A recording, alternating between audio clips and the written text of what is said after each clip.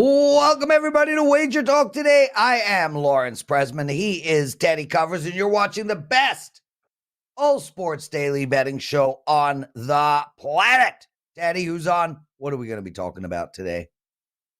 Adam Trigger is going to lead us off. He is the $2 Tuesday handicapper over at WagerTalk.com. You can get his best bet for only $2 today. He's going to talk a little MLB, Tigers and Pirates. He's also going to talk a little KBL, some Korean baseball, Kiwoom against Doosan. Nick Borman's going to join us next. He's going to break down the PGA Championship this weekend, talking some Patrick Cantlay, some Wyndham Clark, and some Jason Day as well. We'll have Dave Sharapan to close out the show. Get a view from the other side of the counter. Dave, a veteran odds maker, both here in Las Vegas and in the global books. And of course, should we get 100 likes, Lawrence? We'll do a presidential address to close out the show. So there we have it. Loaded Tuesday edition. Let's rock and roll. Teddy, we're going to get 100 likes. We always get 100 likes. Before we bring Adam Trigger on, a couple of quick mentions. Andrew Wojcicki wrote he just watched the movie Air. It was a great movie. I watched it as well. It was really, really, really good movie. I mean, and Matt Damon is a real great actor. With that said, there is a book called Shoe Dog. It was written by Phil Knight. It's one of the best books I've ever read. It's way better than the movie. Andrew, I highly recommend that you watch that. I just got an Amber Alert on my phone. As well, Austin Snow writes, over and under on Prez interruptions today, 18.5 minus 130. I'll take over 19 at plus 110 if that works for you, Austin. So yeah, put me down for a fin. I'm on the over. Teddy Covers, you on the over or the under? 40 cent.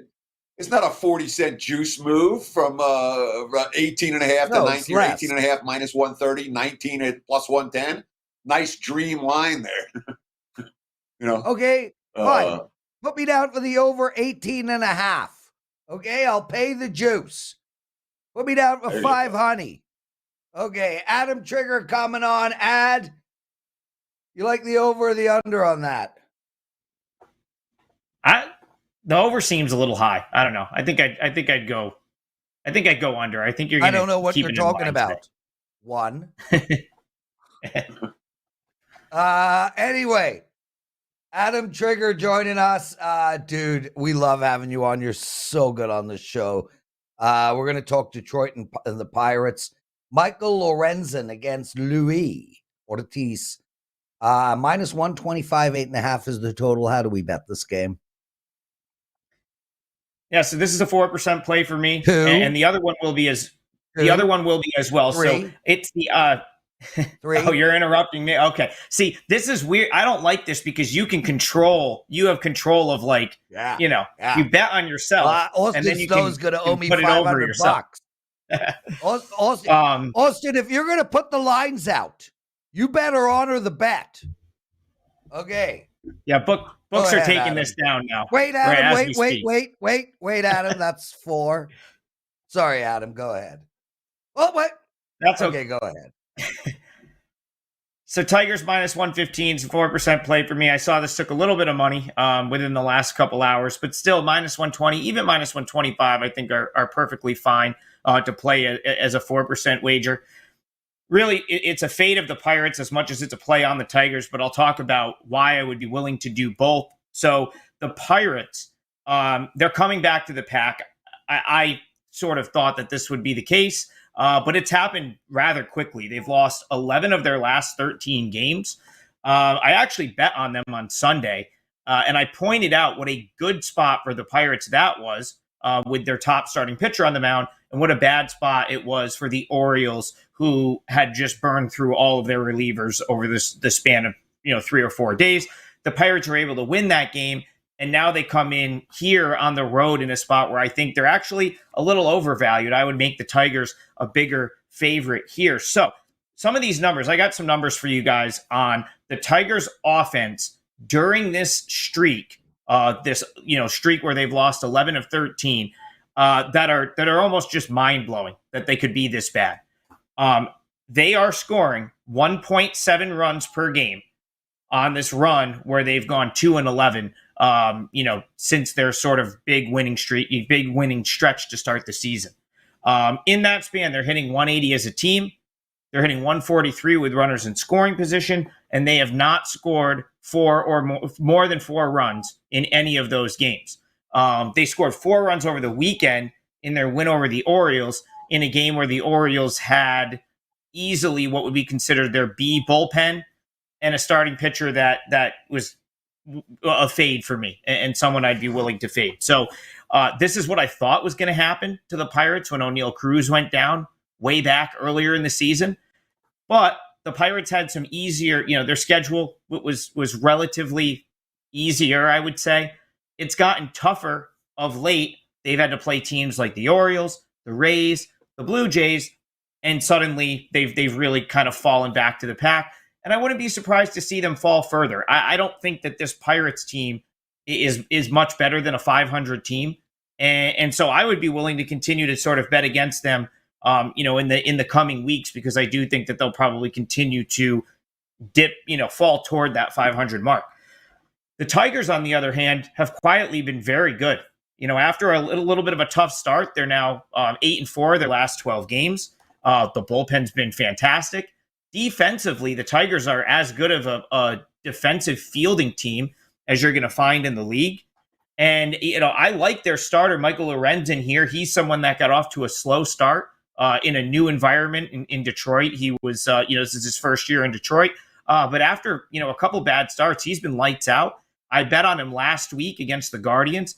He threw 7 innings of 1-run ball. Extremely unlucky loss for me there. I had +1.5 in that game, and the Tigers just could not get a runner home from second base.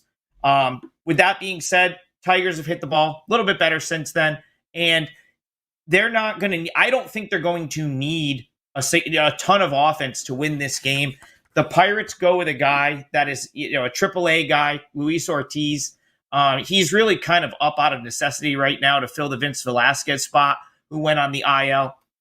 I don't mind him. Like, he's got some okay stuff, and he made some adjustments, this year to last year. But he got knocked around by the Rockies. The AAA guy. I think the Tigers can do enough offensively at some point in this game against him. And I just love the way Lorenzen's been throwing the ball. He's been excellent over his past couple starts. So all of that together, I think the line was a little short. Tigers, -115, -120, whatever you can get here is good for a 4% play. I really think they get the win tonight. So I just went back and looked. And I think this is the first time all year Detroit's been favored. Certainly haven't won any games as a favorite this year. The highest I saw Detroit winning is -110. Is the price right here? You thought it should be higher, but here's a Detroit team that certainly isn't better than Pittsburgh. I mean, you might say they're even, but the Tigers aren't better than the Pirates.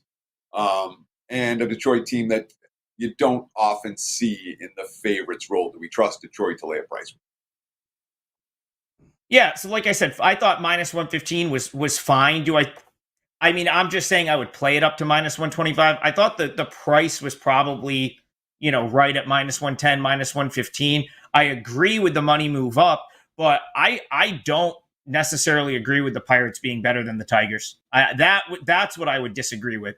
I think that the Pirates got off to a great start, and their record still reflects the red-hot start they got off to, but I would have, when O'Neal Cruz went down, like first week of the season, maybe a week and a half into the season, I thought the decline was going to be sharp for the Pirates there, and they were able to just sort of ride some momentum, to this point.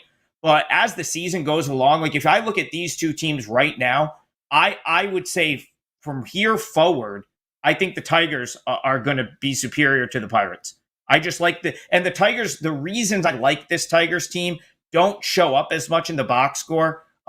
Defense, like it's hard to put a price tag on like how good defense is, but they field their respective positions extremely well.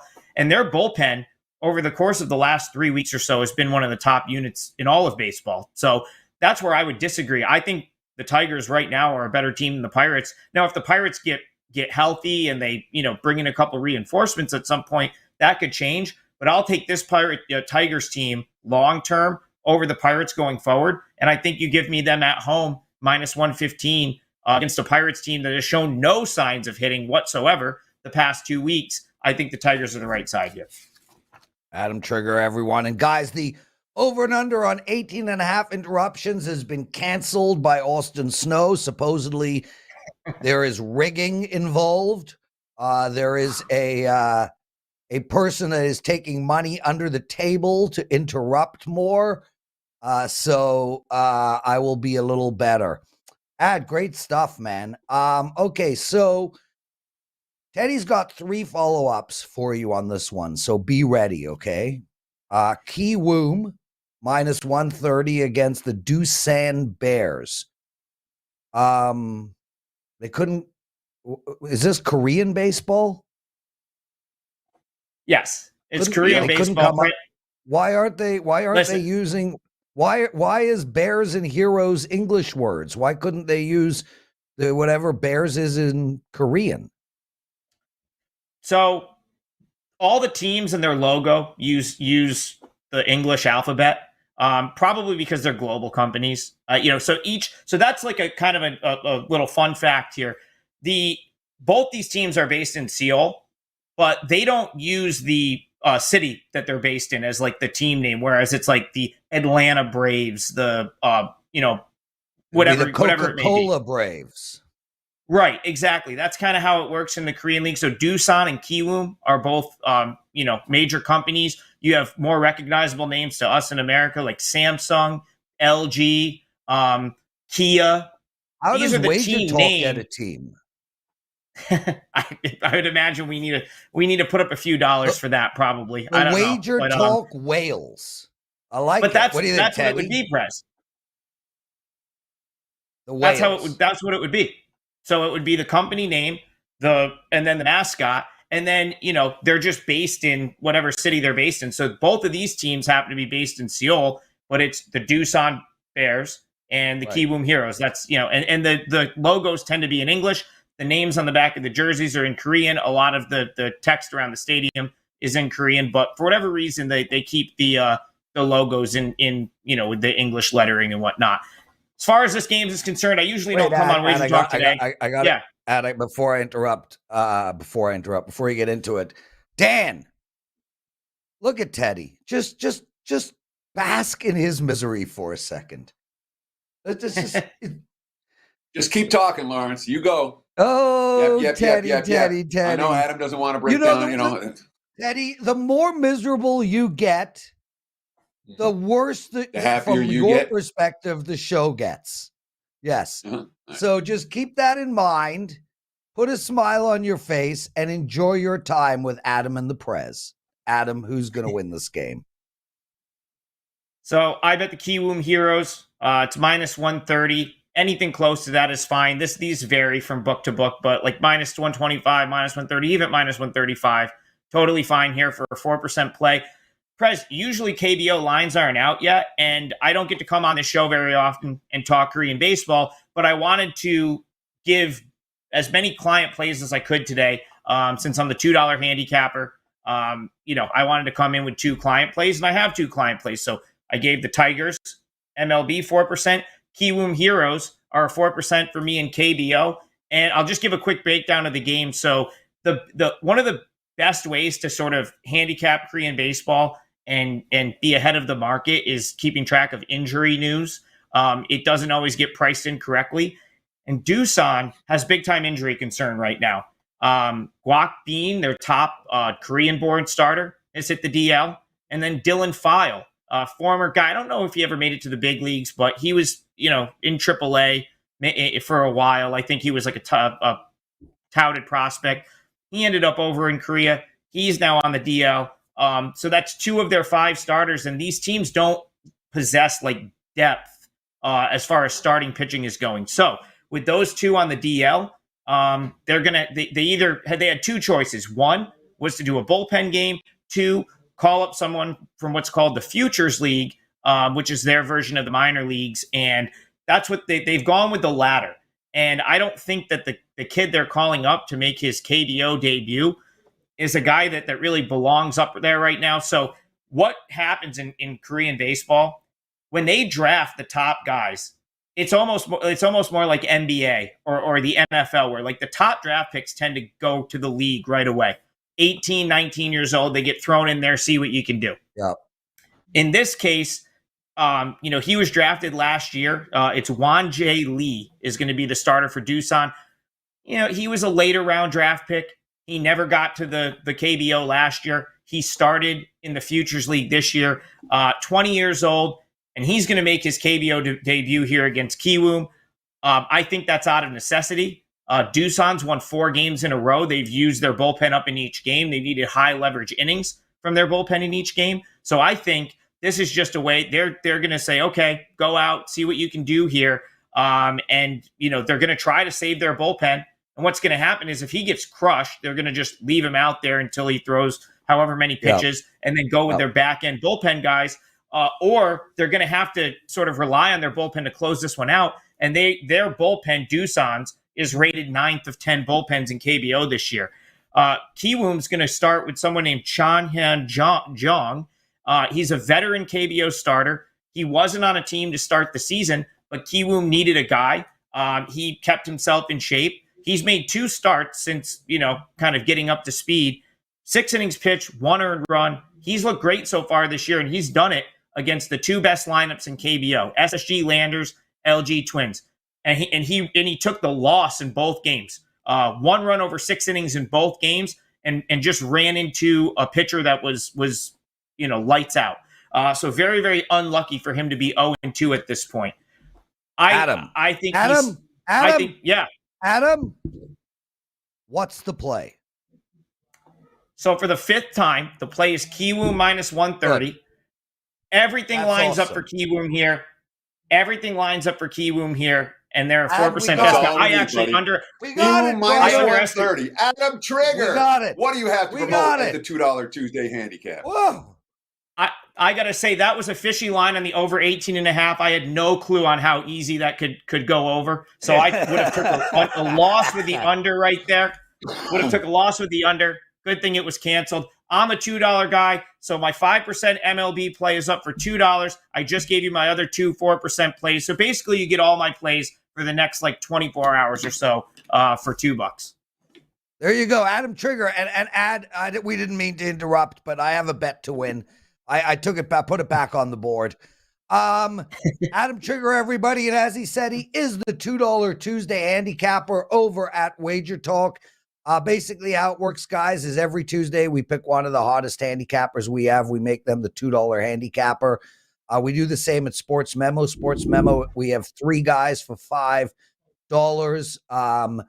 Billy Coleman, R&R totals, and one other gentleman that I can't seem to figure out. Anyway, there's 3 guys over at Sports Memo, $5. Adam Trigger is the $2 handicapper. Number 1 overall in profits gained in the last 365 days. An awesome, awesome person to purchase. Go over to WagerTalk, grab it now. Teddy covers. What did we learn in the wonderful world of sports betting? Well, the one thing I learned is that Sports Memo doesn't have a 3 for $5. Oh, I messed that up. On Tuesdays anymore. Now it's 2 cappers for $3. So it's actually even cheaper. Oh, well, that's why I messed that up. $1.50 each. Obviously, Lawrence, you didn't read Slack, and you didn't prepare yourself with the promo before Slack. the show. And you know what, Teddy? A wrong promo on air. No big deal, buddy. Just keep interrupting. Teddy, the greatest thing is before you started, if you want to go right before you started, you can get a pair of handicappers, best bets, 2 of them for $3, as well as Adam Trigger's $2 Tuesday play over at WagerTalk.com. Now, what did we learn last night? So, ESPN came out yesterday with an article that said that their model showed the Boston Celtics had a 97% chance to beat the Miami Heat in the Eastern Conference Finals. 97% versus 3%. And of course, on Twitter, they immediately got a let's just say that the feedback was not positive towards that particular model for ESPN. Nonetheless, what did it do? Boy, they got a lot of clicks. Boy, they got a lot of traction. And boy, that was the story everyone was talking about yesterday, was ESPN saying, ha, ha, ha, 97%. Everyone, I can't wait for ESPN to open up their sports book so we can bet into it, et cetera, et cetera, et cetera. If you haven't noticed already, let me make it very clear. I worked for ESPN, okay? ESPN is not about giving you good gambling information. ESPN is about getting clicks and making money. It has nothing to do with good. And I got all the respect in the world for Joe Fortenbach. Good guy, okay? Knows something about betting. ESPN betting shows, they're fine. But the majority of ESPN content is not designed to give you good betting information. It's not designed to give you any information. It's designed to make money for ESPN. Your Stephen A. Smiths of the world and the rants, and Kendrick Perkins keeps on, the talking head shows will get you bad info that's worse than no info for ESPN. And stuff like this where it's obvious clickbait. Everyone knows that from a betting standpoint, the Celtics can't be a 97-3 favorite over the Miami Heat. But that network is not interested in helping you win betting. WagerTalk TV is. Lawrence? Yeah, Teddy. Good stuff. Did not pay any attention. Talking to Joe Ranieri in Slack while we're speaking. We're talking about how awesome Adam Trigger is. Anyway, before the What Did Bettors learn, one of our listeners, the Bettor, says, "Can Teddy and Prez please fight?" And then literally, we fought. It's like you don't need what to we ask. do. What it'll we happen do for our organically. guests. What we do for our listeners. Unbelievable. Okay, we have a golf tournament beginning. PGA Championship. Nick Borman is our resident golfing expert, a scratch golfer, and a pretty cool guy. And yes, he wore a different shirt. Nick Borman, welcome to Wager Talk Today. How are you, brother? I didn't sleep last week after the comment of the purple shirt, so my first reach was purple again, but I moved down the rail, got the red, just for you, Teddy. Or just for you, Prez. Yeah, so Nick, I do want to talk my golf at some point, but we've got to get this show moving. You have an outright winner for us for the PGA Championship, a plus 2,100. Well, who is it? We hit last week with Jason Day, so let's hope we can do it again this week. I'm looking at Patrick Cantley, 21 to 1 to win this thing. Another big tournament and another attempt to cash a ticket on Cantley for me. I don't always have the best luck. He always plays well, but he never quite cashes it. But he has been fantastic over the last year. And although he hasn't been winning yet this season, his last win came in the playoffs at the end of last season. He isn't getting the attention of a Scheffler or a Rahm, guys that are priced at 8 to 1. So I like him at 21 to 1. And the reason I'm going to back him is his consistency dating back to the RBC Heritage last April. So you're talking over a year. Cantley's played in 24 starts. He's finished inside the top 20 in 20 of those events. So only 4 times was he not inside the top 20.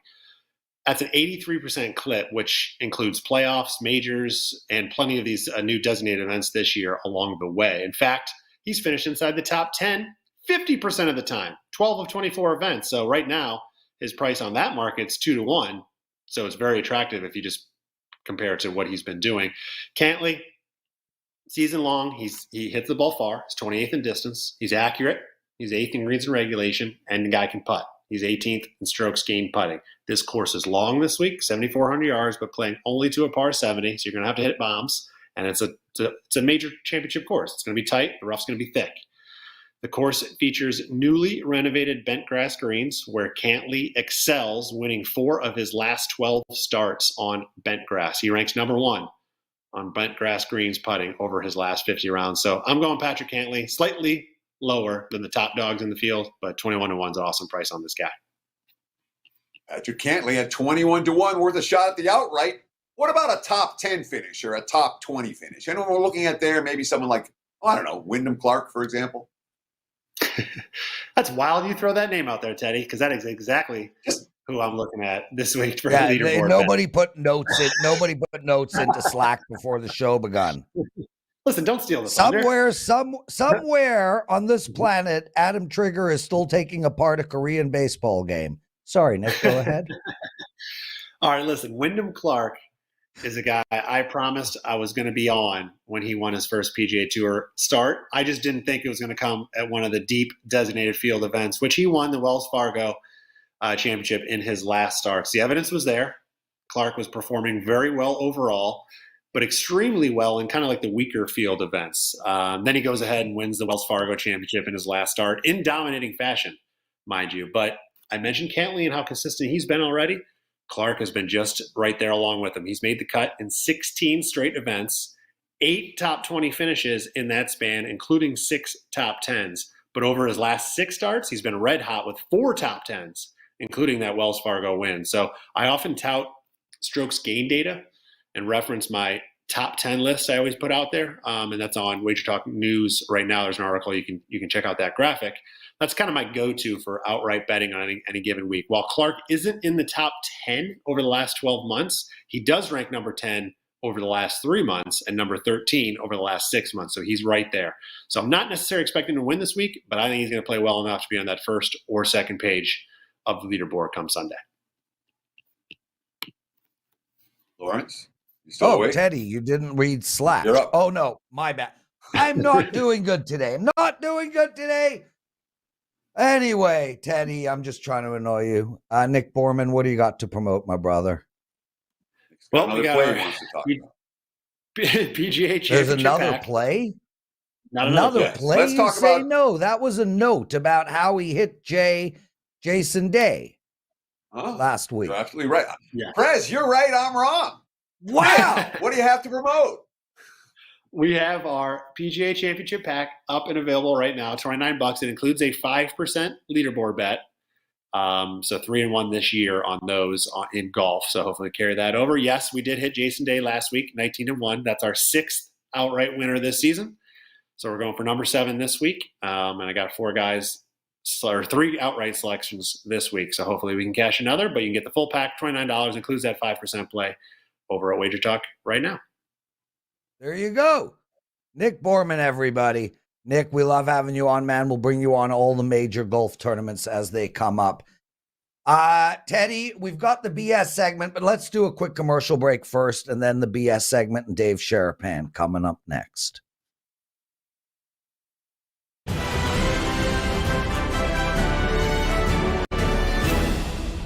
A 7-day all-access pass is a great way to get a week of your favorite WagerTalk handicapper selections for under $15 per day. An all-access pass includes all plays in all sports released from your favorite WagerTalk expert, including any top-rated 5% plays generally priced at $35. Well, we not only made the 7-day all-access better this week, but we made it 50% better. From now through Sunday, May 21st, you can head to your favorite handicappers page and get the 7-11 special, giving you 11 days of all-access service for the same $99 we normally charge you for 7. It's like getting a $59 3-day pass and a $39 1-day pass for free. So pick 1, pick 2, or pick all your favorite handicappers and get their all-access service for the next 11 days for only $9 per day per handicapper.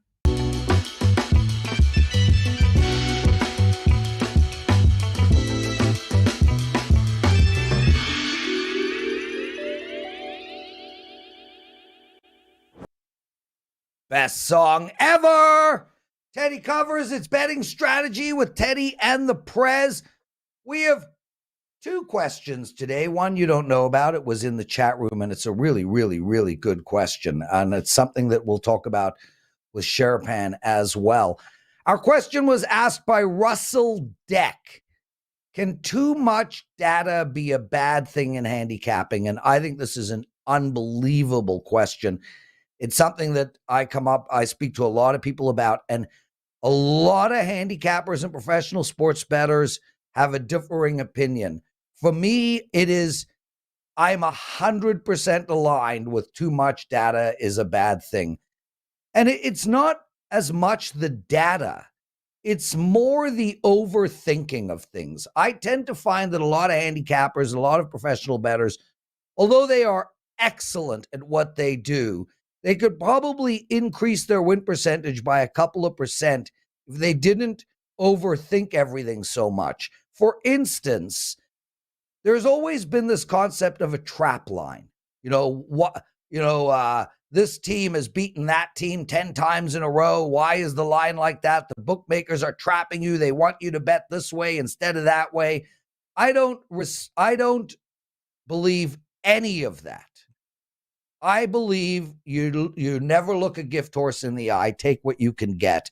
So I tend to not overthink things. I also don't personally study a ton of data. Everybody is different. I'm a seeing eye kind of a handicap where I watch all the games. I study the game charts, time of possession, et cetera, but I don't get caught up in situational plays over a 20-year period on a Tuesday night at 7:30 off of a loss coming home. Teddy, I think too much data could be a bad thing. What do you think? I will answer the question in one word after Lawrence went on for 7 minutes. Sounded like Trigger there. Hey, don't Yes. disrespect Trigger. That's not nice. Yes. Although I'm getting too much data beat up. can be a bad thing. Sometimes we call it, paralysis by analysis. You can Yes. make a case for every single bet on the board every day.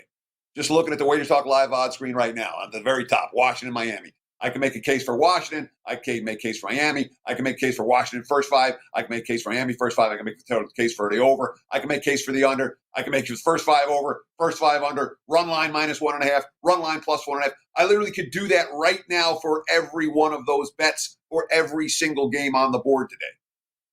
All right. There are reasons to look at every side and every total and first five and all of that. There's a ton of info out there and a ton of opinions. When you get caught up in all data, this is the last thing I'm going to say about this.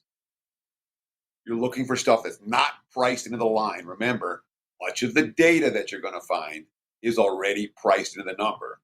The biggest edges you have is finding things that aren't priced into the number, and that tends not to come from a data standpoint. That's my 2 cents. Lawrence? Yeah, hello, Pot. It's me, Kettle, calling. I can do this in one word. 1,000 times over. Let's bring Dave Sharapan in right now. We're still in the BS segment. I want Dave's opinion on that, and then we have another question that will continue the BS segment. Dave, any thoughts? Can too much data be a bad thing? Let me put my glasses on for this, because this one They're not is your outstanding. glasses, dude. They're your wife's glasses. No, these are Everybody my knows it. These are my glasses. The Yeah. wife's glasses are the other ones. Theodore, in a word, is right. One word. That was outstanding. That was one of his best rants ever. Somehow you took a shot at Trigger too. I don't even know how you got it And all me. in. I heard it Took all. a shot at me. Took a Well, shot at listen, Trigger. taking shots at you is what we do on Flex Tuesday, okay? All right, we don't want any drama, but flex it out. 100%, too much data. I can tell you this. In the book, they don't use all the data. They don't put up the numbers and take the bets. That's what we did. So you need to know the data. You can use the data for what it is. And, I mean, we got one of the best data guys around with WagerTalk, with Ralph. Ralph is ridiculous. If you need to know something, you ask Ralph. He finds it for you. And you have to just use it for what it is. It's not the gospel. So excellent segment. Welcome Tuesday. This is great.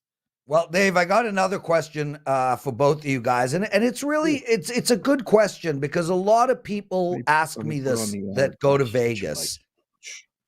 Chris Lawrence wants to know, why are winning bettors not allowed to make bets at sports books? He doesn't think it's fair. His attitude is, you can't do that in anything else. So Walmart cannot just refuse a customer because they smell bad or whatever, although I'm sure they could. But the bottom line is, he doesn't think it's fair. Dave? I mean, I'll take that one first.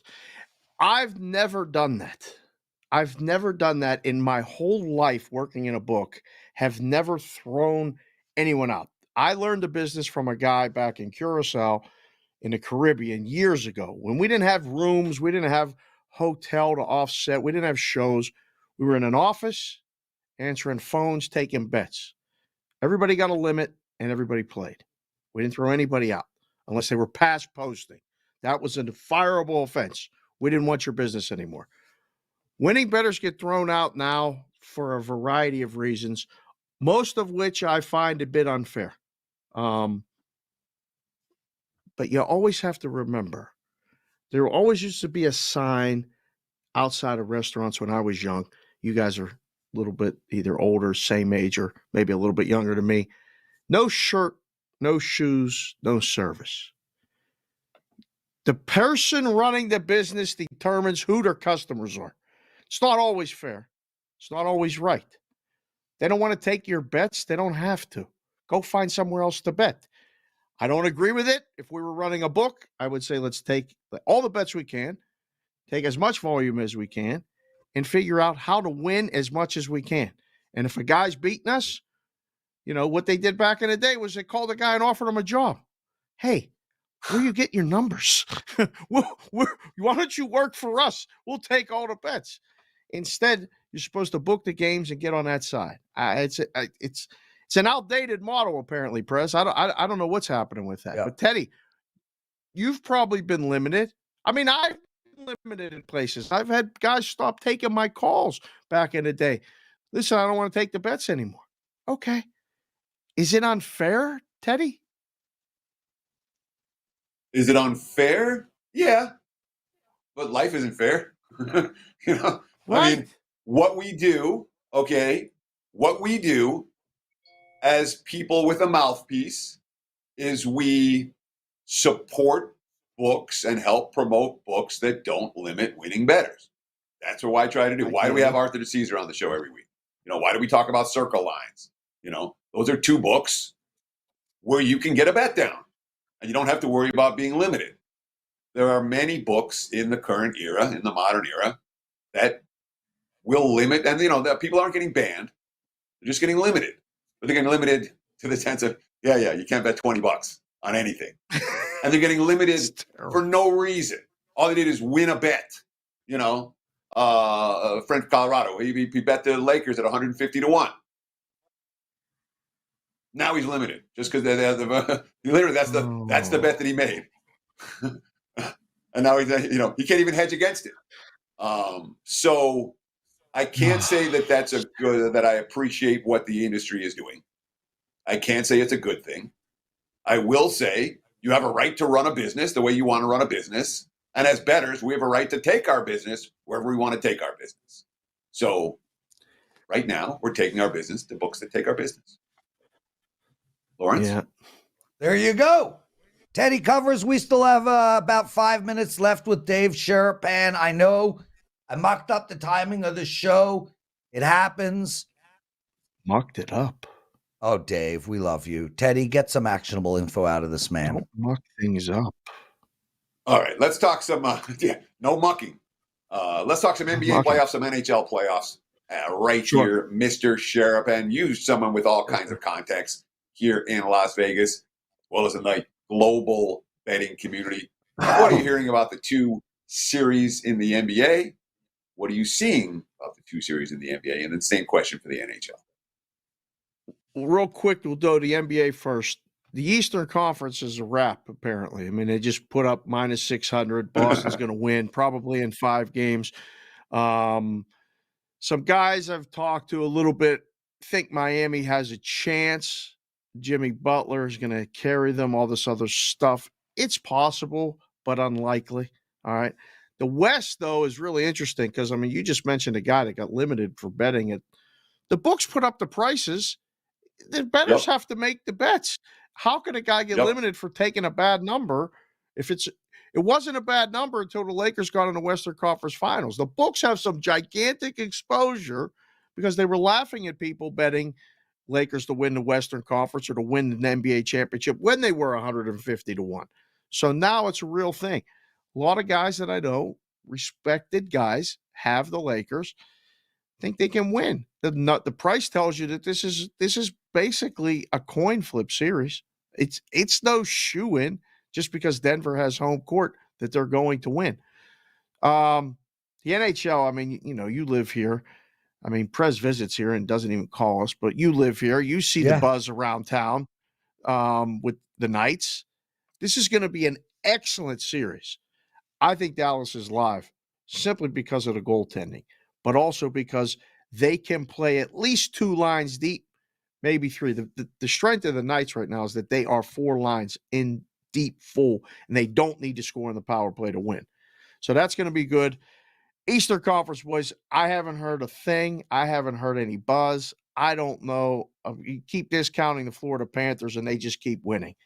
I didn't even want to mention it, because we've got to talk about Toronto, but they beat the Maple Leafs. Prez looks fine. He's okay. Maple Leafs fans are fine. It's going to be all okay. The Blue Jays are one of the best teams in baseball anyway.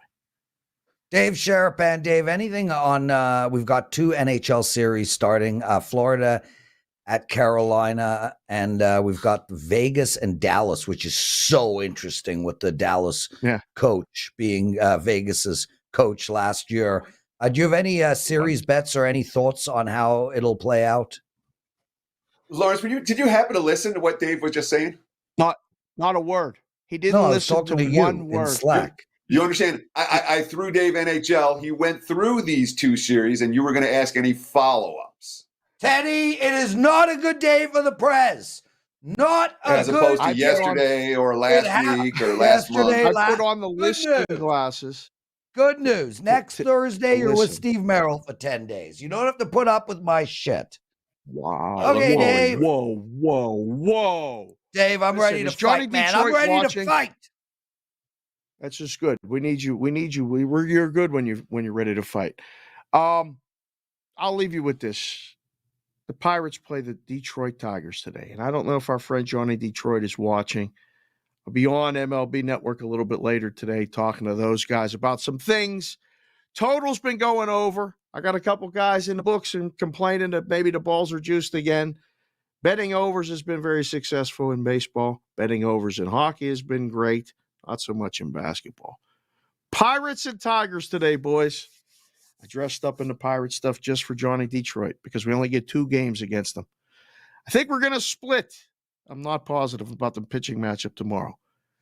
Today, over. You wanted 1, you got it. Prez, where are you going for 10 days? I'm going on tour with the Grateful Dead. Before we get into that, Dave, Detroit's playing Pittsburgh tonight. I was wondering what your thoughts are. It's so funny. Those earphones look great on you, but they don't work. Check the cord. Guys, what do you got on the way out? Guys, Teddy and I are going to do our BS segment in about 1 second. Then we got Dave Sharapan joining us. We'll talk.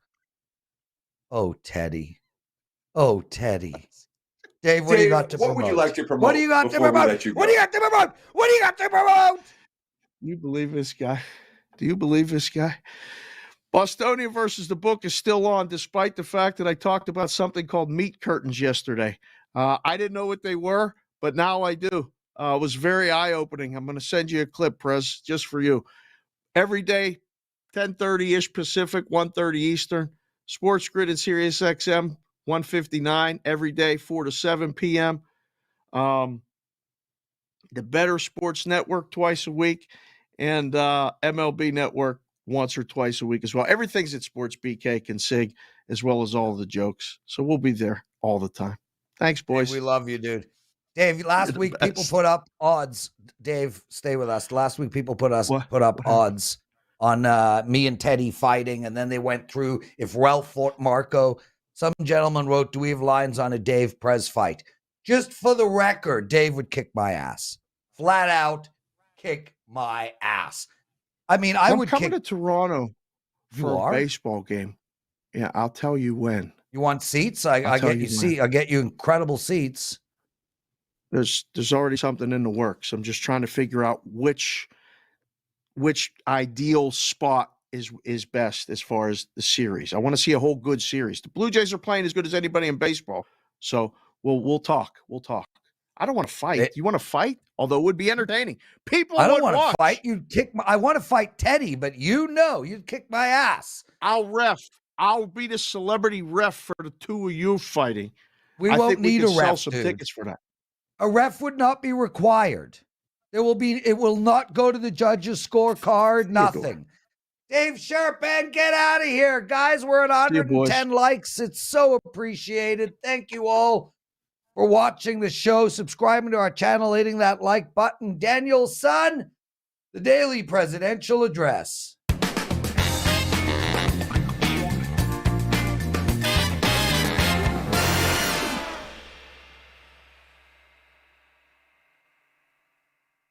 All right, everybody, it's time for your daily presidential address. I got a couple of baseball bets to give out, and Teddy will come on in the middle of this and give out a play himself. Before we get into that, I had my first losing day in almost a week. Yesterday, I went 1-2 in my plays. Today's a bounce back day. I have won 6 of my last 7 days of betting, so all good. I have 2 baseball plays and an NBA bet for you guys up. Head over to WagerTalk, grab that play. Your 2 bets for today on the show is one's a parlay. It's a money line parlay with the Blue Jays and the Houston Astros. Put that together and you've got yourself some plus money, as well as, again, just like yesterday, the LA Dodgers over the total. Teddy covers. We're going to look at San Diego and Kansas City. First 5 under 4.5. Padres aren't hitting. Royals aren't hitting. And it's not exactly a hitter's ballpark. Under, first 5, 4.5. Royals and Padres. Awesome. What a show. I was definitely off my game, but somehow that, in my opinion, makes the show better. Not in Teddy's. Teddy, take us home. Yeah, when is your A game, Prez? I keep waiting. 3 years in, I keep waiting. That's going to wrap it for the Tuesday edition of Wager Talk Today. We'll do it again tomorrow, same time, same channel. 9 a.m. here on the left coast, noon for you back east. Between now and then, take advantage of $2 Tuesday. Enjoy the games, and best of luck with all your wagers.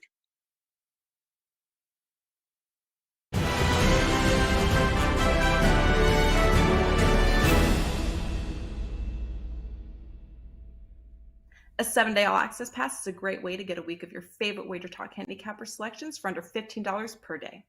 An all-access pass includes all plays in all sports released from your favorite WagerTalk expert, including any top-rated 5% plays generally priced at $35. Well, we not only made the 7-day all-access better this week, but we made it 50% better. From now through Sunday, May 21st, you can head to your favorite handicappers page and get the 7-11 special, giving you 11 days of all-access service for the same $99 we normally charge you for 7. It's like getting a $59 3-day pass and a $39 1-day pass for free. So pick 1, pick 2, or pick all your favorite handicappers and get their all-access service for the next 11 days for only $9 per day per handicapper.